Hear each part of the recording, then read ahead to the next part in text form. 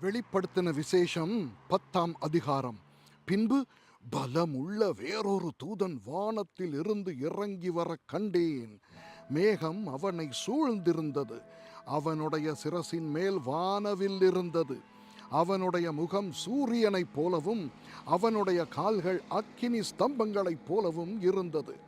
திறக்கப்பட்ட ஒரு சிறு புஸ்தகம் அவன் கையில் இருந்தது.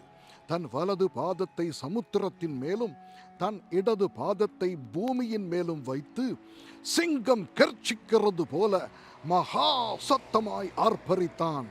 அவன் ஆர்ப்பரித்த போது 7 இடிகளும் சத்தமிட்டு முழங்கின. அவ்வேழு இடிகளும் தங்கள் சத்தங்களை முழங்கின போது நான் எழுத வேண்டும் என்று இருந்தேன்.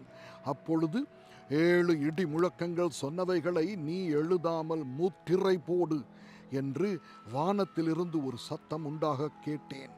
சமுத்திரத்தின் மேலும் பூமியின் மேலும் நிற்கிறதாக நான் கண்ட தூதன் தன் கையை வானத்துக்கு நேராக உயர்த்தி, இனி காலம் செல்லாது, ஆனாலும் தேவன் தம்முடைய ஊழியக்காரராகிய தீர்க்கதரிசிகளுக்கு சுவிசேஷமாய் அறிவித்தபடி 7ஆம் தூதனுடைய சத்தத்தின் நாட்களிலே அவன் எக்காலம் ஊதப் போகிற போது தேவ ரகசியம் நிறைவேறும் என்று வானத்தையும் அதில் உள்ளவைகளையும் பூமியையும் அதில் உள்ளவைகளையும் சமுத்திரத்தையும் அதில் உள்ளவைகளையும் சிருஷ்டித்தவரும் சதா காலங்களிலும் உயிரோடு இருக்கிறவருமானவர் மேல் ஆணையிட்டு சொன்னான்.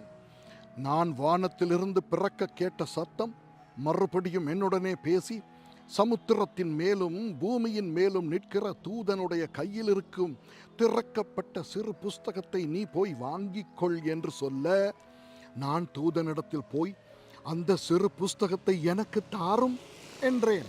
அதற்கு அவன், நீ இதை வாங்கி புசி, இது உன் வயிற்றுக்கு கசப்பாயிருக்கும், ஆகிலும் உன் வாய்க்கு இது தேனை போல மதுரமாயிருக்கும் என்றான். நான் அந்த சிறு புஸ்தகத்தை தூதனுடைய கையிலிருந்து வாங்கி அதை புசித்தேன். என் வாய்க்கு அது தேனை போல மதுரமாயிருந்தது. நான் அதை புசித்த உடனே என் வயிறு கசப்பாயிற்று. அப்பொழுது அவன் என்னை நோக்கி, நீ மறுபடியும் அநேக ஜனங்களையும் ஜாதிகளையும் பாஷைக்காரரையும் ராஜாக்களையும் குறித்து தீர்க்க தரிசனம் சொல்ல வேண்டும் என்றான். ஆமென்.